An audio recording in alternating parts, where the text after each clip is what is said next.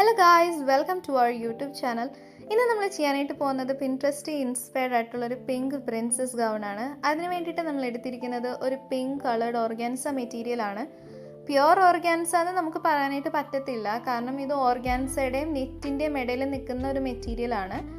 അതിൻ്റെ അടിയിൽ ഇടാൻ വേണ്ടിയിട്ട് നമ്മളൊരു പിങ്ക് കളേർഡ് ക്രീപ്പ് മെറ്റീരിയൽ എടുത്തിട്ടുണ്ട്. രണ്ടും നമ്മൾ 10 മീറ്റേഴ്സാണ് എടുത്തിരിക്കുന്നത്, കാരണം നമ്മൾ അത്യാവശ്യം നല്ല വിടർച്ചയുള്ള ഗൗണാണ് തയ്ക്കാനായിട്ട് പ്ലാൻ ചെയ്യുന്നത്.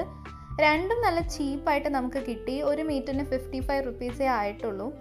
പിന്നെ നമുക്ക് വേണ്ടത് സ്റ്റിഫ് നെറ്റാണ്, കാരണം നമ്മൾ തയ്ക്കാൻ പോകുന്ന ഗൗണിൻ്റെ അടിയിൽ നമ്മൾ ക്യാൻ സ്കേർട്ട് ഇടുന്നുണ്ട്. അപ്പോൾ ക്യാൻ സ്കേർട്ട് എന്തിനായിടുന്നതെന്ന് വെച്ച് കഴിഞ്ഞാൽ അത്യാവശ്യം നമുക്ക് നല്ല ഡ്രസ്സ് നന്നായിട്ട് വിടർന്നിരിക്കാൻ വേണ്ടിയിട്ടാണ് നമ്മൾ ക്യാൻ സ്കേർട്ട് ഇടുന്നത്. അപ്പം ഈ ക്യാൻ സ്കേർട്ട് തയ്ക്കാൻ വേണ്ടിയിട്ടാണ് നമ്മളത് ഉപയോഗിക്കുക.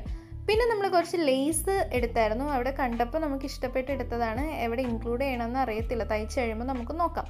ഇനി അടുത്തത് നമ്മൾ ചെയ്യാൻ പോകുന്നത് നമ്മുടെ കട്ടിംഗ് ആണ് നമ്മൾ ടൈലറിങ്ങിൽ മോസ്റ്റ് ഡിഫിക്കൾട്ട് സ്റ്റെപ്പ് എന്ന് പറയുന്നത്.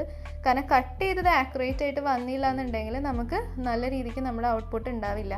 ഇനി അടുത്തത് നമ്മൾ ഡബിൾ അംബ്രല്ലയാണ് തയ്ക്കുന്നത്. നമുക്ക് അത്യാവശ്യം നല്ല വിടർച്ച വേണ്ടത് കൊണ്ടും നമ്മൾ ഡബിൾ അംബ്രല്ല തയ്ക്കാനാണ് പ്ലാൻ ചെയ്തിരിക്കുന്നത്. അപ്പോൾ ഇതാണ് നമ്മൾ ചെയ്തതിൻ്റെ ഒരു ഔട്ട്ലുക്ക് എന്ന് പറയുന്നത്. നമ്മൾ 4 പീസ് കട്ട് ചെയ്ത് ജോയിൻ ചെയ്ത് വെച്ചിരിക്കുന്നതാണ് ഈ കാണുന്നത്. ഇനി നമ്മൾ ടോപ്പ് പോർഷൻ കട്ടിംഗ് ആണ്. നമ്മളൊരു വൈഡ് വി നെക്കാണ് കൊടുക്കാനായിട്ട് പ്ലാൻ ചെയ്തിരിക്കുന്നത്. അപ്പോൾ ഇതിന് ഷോൾഡർ ഇല്ല, ഷോൾഡർലെസ് ആണ്. അതിന് പകരം നമ്മൾ അവിടെ ഇലാസ്റ്റിക് കൊടുത്തിട്ട് ഓർഗാൻസ മെറ്റീരിയൽ വെക്കാനാണ് പ്ലാൻ ചെയ്തിരിക്കുന്നത്.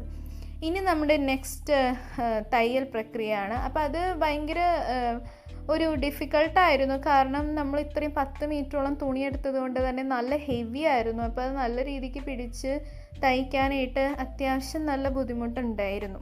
അങ്ങനെ കുറേ നേരത്തെ പരിശ്രമത്തിന് ശേഷം നമ്മുടെ ഗൗൺ റെഡി ആയിട്ടുണ്ട്. ഇനി നമുക്കതൊന്ന് ട്രൈ ചെയ്ത് നോക്കാം. നമ്മൾ എക്സ്പെക്റ്റ് ചെയ്ത പോലെ തന്നെ അത്യാവശ്യം നല്ല ഭംഗിക്ക് നമ്മുടെ ഗൗൺ കിട്ടിയിട്ടുണ്ട്. വൈഡ് വി നെക്കും അതുപോലെ തന്നെ ഓഫ് ഷോൾഡർ ആയിട്ടും വേണമെങ്കിൽ നമുക്ക് ഈ ഗൗൺ ഇടാവുന്നതാണ്.